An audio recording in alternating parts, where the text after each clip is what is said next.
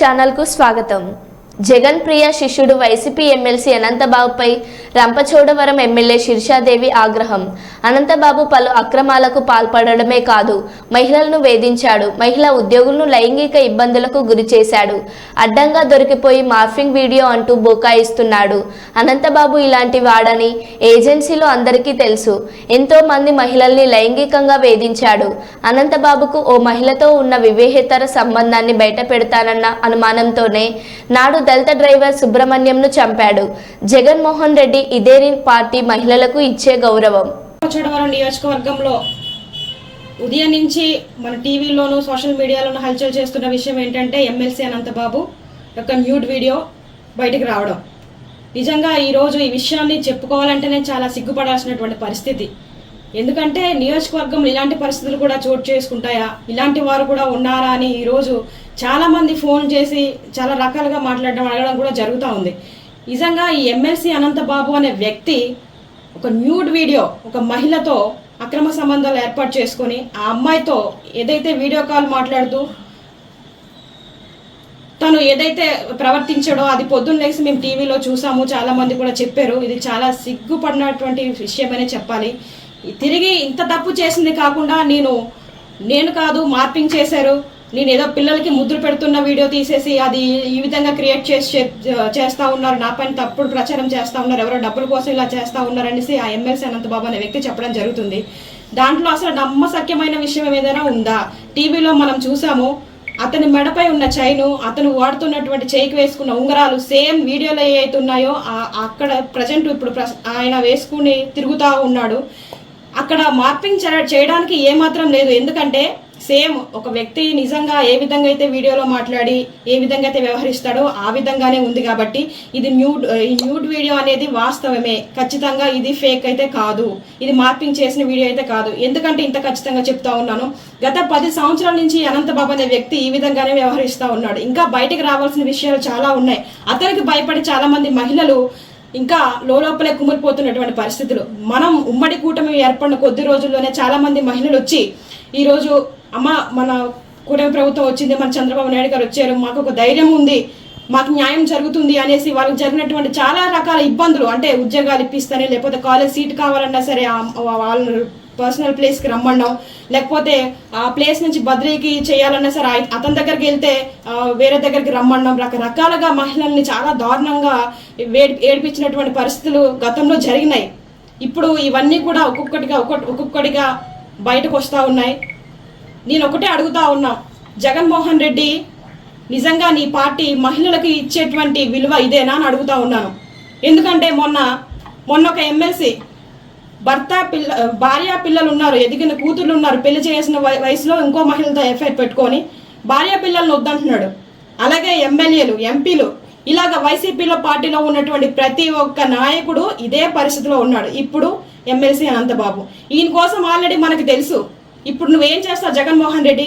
ఈ యొక్క ఎమ్మెల్సీ అనంతబాబుకు నువ్వు శిక్ష వేయిస్తావా, లేదంటే మొన్న డోర్ డెలివరీ చేసిన తర్వాత 5 నెలల్లో బయటకు తీసుకొచ్చేవే అలాగే వ్యవహరిస్తావా? నువ్వు మహిళలకు ఏమాత్రం గౌరవిస్తావు అనేది ఇప్పుడు బయటపడుతుంది.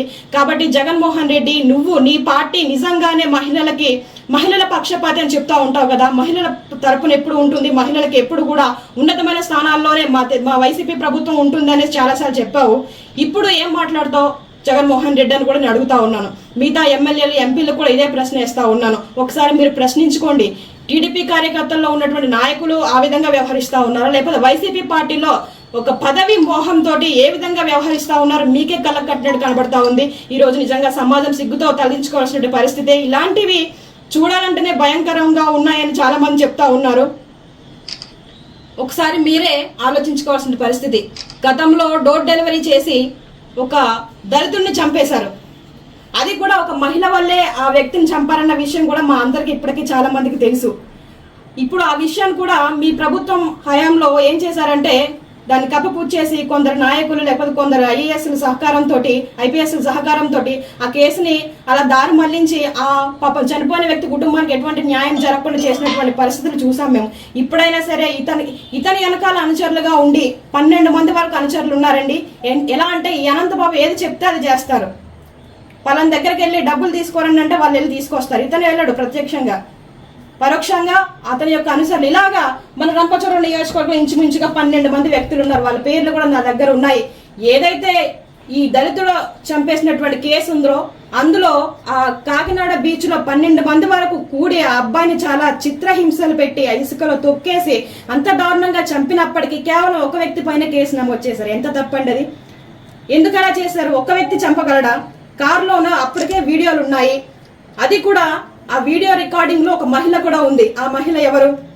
ఆ మహిళతో అక్రమ సంబంధం ఏర్పాటు చేసుకున్నటువంటి అనంతబాబు ఈ విషయం ఈ యొక్క డ్రైవర్ కి తెలిసింది. ఎక్కడ ఇతను బయటకు చెప్పేస్తాడో, మీడియా వాళ్ళకి చెప్పేస్తే నా పరువు పోతుందనే ఒక ఉద్దేశంతో ఆ వ్యక్తిని తీసుకెళ్లి ఆ సుబ్రహ్మణ్యం తీసుకెళ్లి కాకినాడలో చంపేసినటువంటి పరిస్థితి. ఇప్పుడు ఈ వ్యక్తుల పేర్లు కూడా బయట పెడతా ఉన్నాను. త్వరలోనే ఈ యొక్క డోర్ డెలివరీ చేసినటువంటి ఈ సుబ్రహ్మణ్యం కేసులో కూడా సిబిఎం ఎంక్వైరీ ఏసీసీ త్వరగా ఎంక్వైరీ చేసి ఇతను ఖచ్చితంగా శిక్ష పడాలని మనస్ఫూర్తిగా కోరుకుంటా ఉన్నాను. అంతేకాదు ఇతను ఇప్పుడు ఈ వీడియో బయటకు వచ్చిందనే కాదండి, రంపచోడవరం నియోజకవర్గంలో ఇతను చేసినటువంటి అక్రమాలు అన్ని కాదు. మీరు మొన్నే చూసుంటారు, ఎప్పుడు మా నియోజకవర్గంలో ఒక మహిళల్ని అంత దారుణంగా చంపేసినటువంటి పరిస్థితి ఎక్కడ లేదు. కానీ మొన్న తిమ్మాపురం కాలువలో ఒక మృతదేహం, ఒక మహిళ, ఇదిగోండి ఎవరో గుర్తు తెలియని మహిళ ఏలేరు కాలువ దగ్గర చంపేసి తలకి తల మొండనికి మొండం పడేసింది.